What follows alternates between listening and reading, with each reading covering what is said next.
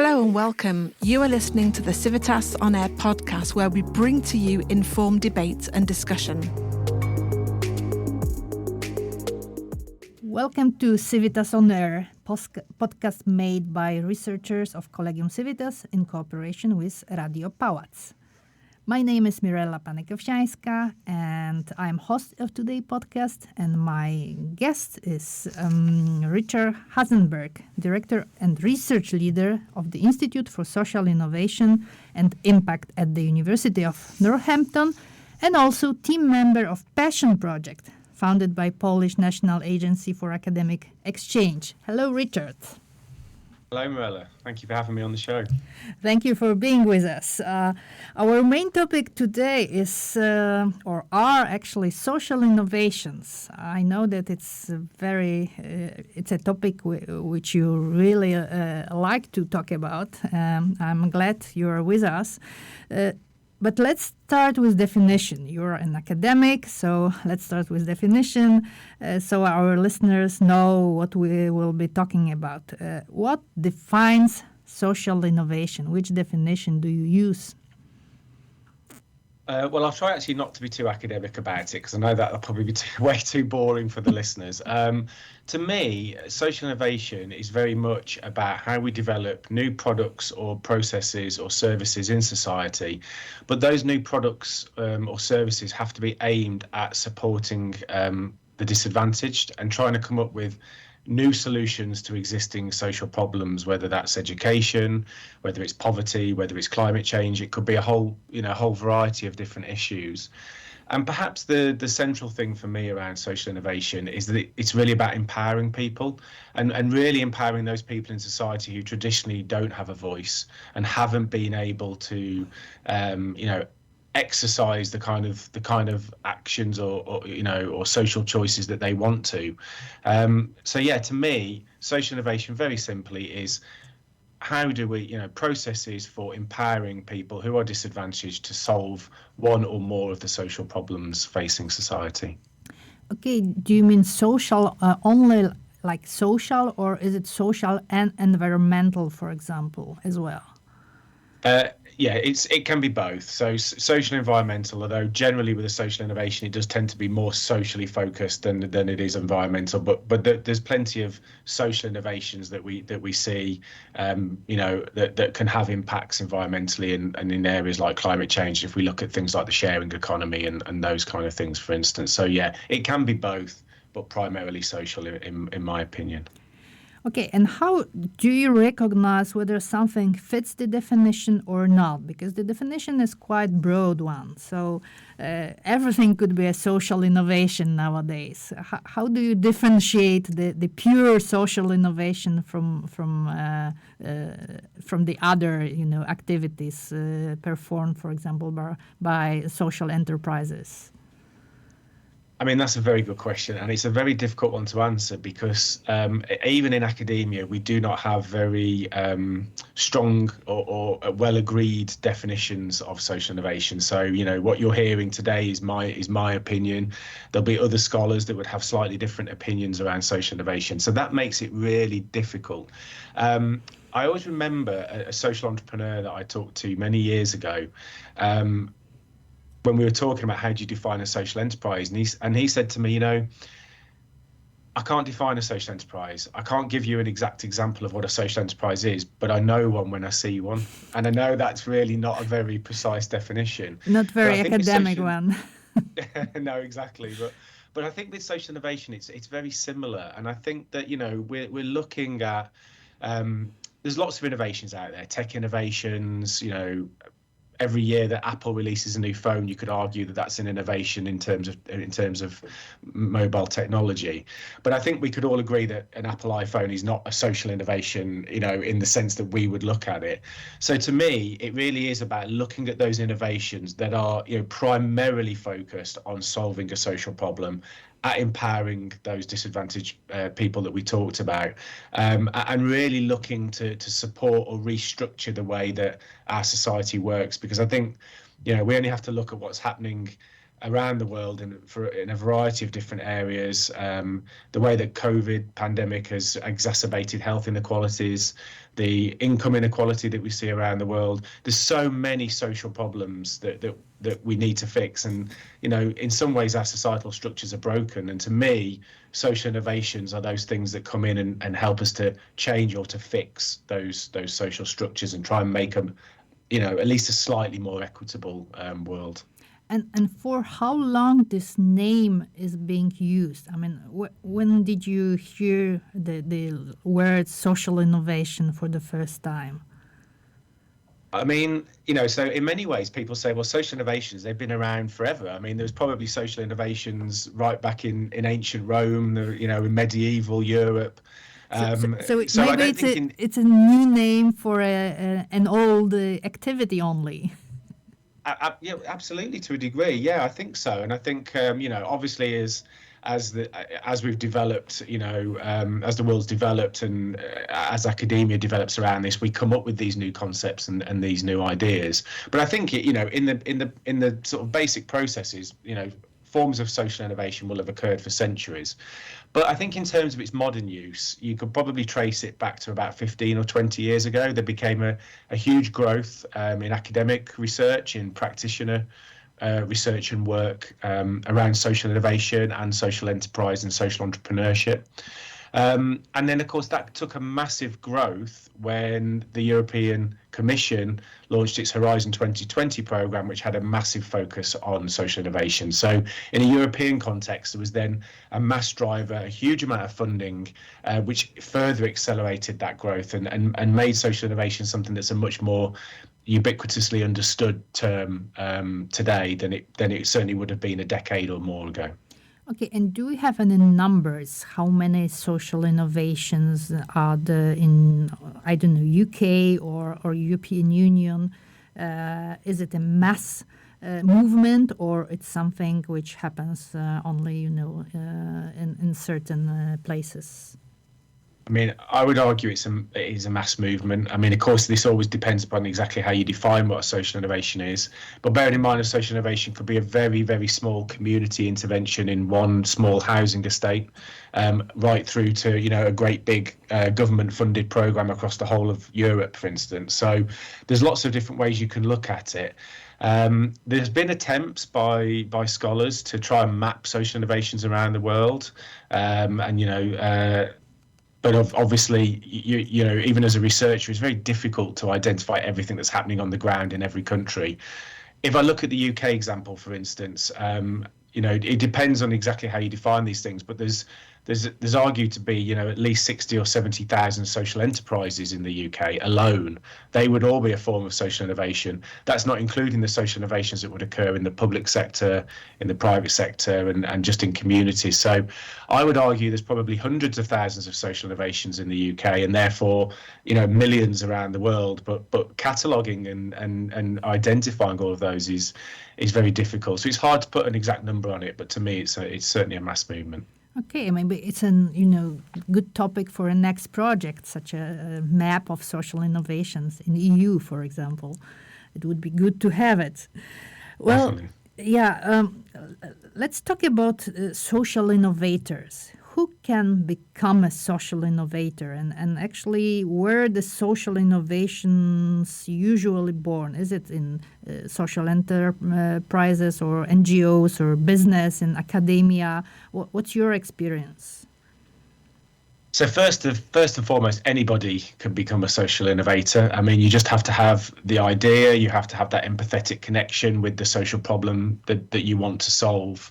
And then you have to put that into practice and to try and do your best to leverage that change. So I think that, social innovation is something that's open to everybody. And I think that's one of the great things about it. That's why the empowerment angle is so important, that, you can live in a disadvantaged community. And if you have an idea of how you can support that community to improve their lives, then actually you can become a social innovator. That being said, and social innovations, as I've said, occur across the whole spectrum of the economy. I mean, yes, social enterprises, yes, NGOs, but also public policy, public services, the corporates, big corporates can be social innovators. That being said, I do think you tend to see the majority, or no, not the majority, but a significant proportion of social innovations that emerge across the third sector, really. So charities, social enterprises, NGOs, they do tend to be, some of the biggest creators of social innovations. Universities also can be, although I know research that was conducted by some colleagues in Germany a few years ago suggested that actually only about 15% of social innovations that they could identify had university support or engagement. So I think there's a huge area there where universities should be doing a lot more work around social innovation and trying to drive this. But certainly I think the third sector is the biggest producer of social innovations in my opinion. Okay, I would say it's the same in Poland, where the most of the social innovations are coming from NGO sector.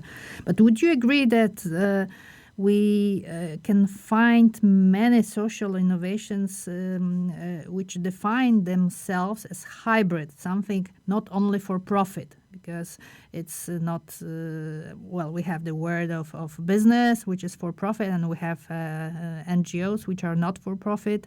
But in between, there is a huge place for people who can be social innovators, who can create something which is not only for profit. Yes, I agree. I think, and when we look at the social enterprise movement, when we look at social businesses, I mean, they are perfect examples of this kind of hybridity argument. You are looking to be socially sustainable, but also financially sustainable. Social impact is your main focus. Delivering that social change, solving that social problem is the reason that you exist as an organization, but you still need to secure the income through trading or through other mechanisms to allow you to deliver that social impact. So hybridity is a very interesting model for social innovation, just because it allows that, the traditional model of charities that might deliver solutions to social problems was was based on donative income. So they have to fundraise and then they can deliver their work, right through to say programs that receive government funding. But when you have a truly hybrid organization that can use the market to sustain itself, but then channel its work and its income towards a social problem, you have a truly sustainable hybrid organization. And I think that's one of the reasons perhaps why across social innovation research, social enterprise and hybridity has been such a focus amongst scholars, because it does really provide you with that sort of the best of both worlds, really, that you have that financial sustainability but delivered in a socially sustainable way. And I always think that I'm not naive enough to think that social enterprise will take over the world. But if you could make every business in the world 10% more socially sustainable, imagine the impact that would have. And I think that social enterprises and social innovative hybrid organizations, that they can really drive the conversation and actually, develop a real shift or change in attitudes among the corporate sector in how we actually grow our economies and how we look at sustainability. And how do you think we should teach the future innovators? You said that there are some academic research around it, but do you think that there's enough knowledge about social innovations into academic curricula? Or should we just add this as a topic for example, for future managers as well? It's definitely, certainly in the universities, it's definitely an area that is growing rapidly. We're seeing more and more courses emerging across the world in higher education, and not just in business schools, which has been the traditional kind of home. It's social enterprise, so let's add it onto an entrepreneurship module or an MBA, or whilst that does exist. But actually, we're seeing lots of new approaches to this. So courses on social innovation or social entrepreneurship that are delivered in humanities courses, or in science and environmental sciences. So there's definitely been a shift change, and there's definitely a growth in the number of courses that are appearing. That being said, I think that what tends to happen is you still tend to see social innovation appearing within broader courses. So there's less kind of degree programs or master's programs that are focused just on social innovation. There are a few. Glasgow Caledonian University has a really good one in Scotland. Northampton, where I work, we have an MA in social innovation as well. But actually, if you look around the world, the majority of engagement with social innovation tends to be, I'm doing an MBA and there'll be a module within that on social innovation that I can explore. But I think that's a good thing because, of course, who are the people that are doing MBAs and exec MBAs? It's the future leaders of corporations around the world. It's management. It's possibly future politicians. So spreading the word in that way and making people aware is really key. And I think that we also have to recognise that social innovation is perhaps not something you can just teach in a classroom. You can't stand there with a PowerPoint and say, exactly. this is social innovation. That would be my next question. Maybe the practical way of teaching social innovation through some different incubators and accelerators we already have in EU. Maybe it's a better way than the pure academic course on social innovations. Yeah, exactly. And I think that's exactly how it needs to move going forwards. I think that, as I was saying, you can't teach this with just a PowerPoint. So, you need to provide experiential learning for the students. And actually, some of the best courses I've seen are those where the students are actually going out into the community. They're working with social innovators. They're working on their own social innovation ideas, where their coursework isn't write an essay on social innovation. It's develop a business plan for your social innovation. Develop a theory of change, an impact framework. All of these different things, and I've seen some very innovative methods around this. I've done some work with a number of schools across Europe. GBSB in Barcelona have a very interesting program called G Accelerator, where actually the students are coming in and they're developing their own social innovation ideas into a business. And the whole point of the course is that they develop their social business canvas models, their business plans, their impact frameworks. They have to come and do social pitches to investors, so they do all those kind of things. And then there's another program at Trinity College in Dublin where they have an exec MBA program. And this is really innovative because they take executives from places like Google, Facebook, and big corporations. And as part of their coursework, they're actually going into the third sector and supporting social enterprises or social innovators with specific problems and bringing their analytical skills, but also learning from the social innovators about what it means to be socially sustainable. So there's lots of different ways you can do it. But to me, fundamentally, there has to be a core element within a program that is learning by doing and actually getting out there and supporting a social innovator or starting up your own social innovation or social enterprise. Okay, and would you share some of the thoughts or results of your research in Passion project, because social innovations were also a part of it? Yeah, so Passion was really interesting because what we were trying to understand is, can innovative behaviours and socially innovative behaviours shape people's environmental actions and behaviour, and also vice versa? I imagine it as a two-way street. And we had a huge amount of data, a survey that was conducted across Europe. I think we had over 3,000 survey responses, 500 per country. So all over Europe, Poland, the UK, Sweden, Greece, so Portugal. So a really nice data set. And what it showed us actually is that what we call pro-innovative behaviours. So people having positive attitudes to entrepreneurship, being resilient, being naturally innovative, actually does correlate relatively strongly with pro-environmental behaviours. So you can actually predict how people will behave environmentally, and by that environmental behaviour, we're talking about attitudes to recycling, attitudes to electric cars, pollution, green spaces.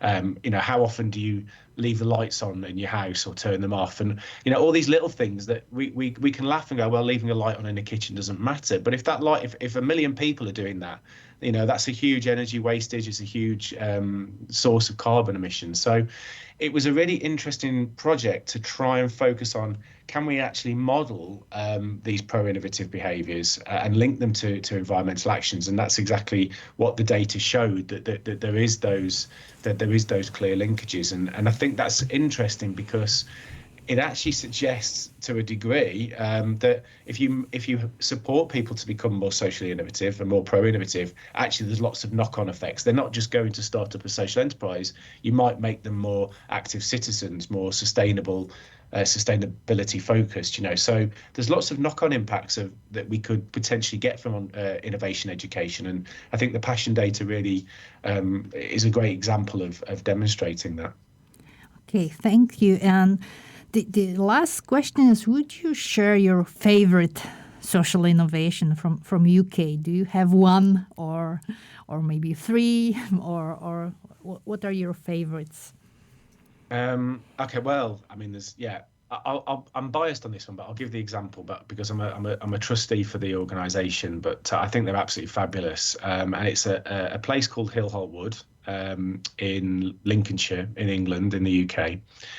And they actually have a social innovative business model that I think is really good because it combines social problem solving with environmental problem solving. So they actually manage an area of ancient woodland in Lincolnshire, and also they manage new forests as well. But they also provide education services to young people who've been excluded from school, been in trouble with the police, maybe have mental health problems or physical disabilities. And what they do is, they because of UK regulation, they have to deliver school curriculum to these young people, but they combine it with getting the young people out into the forest, doing forestry work, carpentry, metalworking, learning all these skills. The young people can go on to do apprenticeships or work placements with them.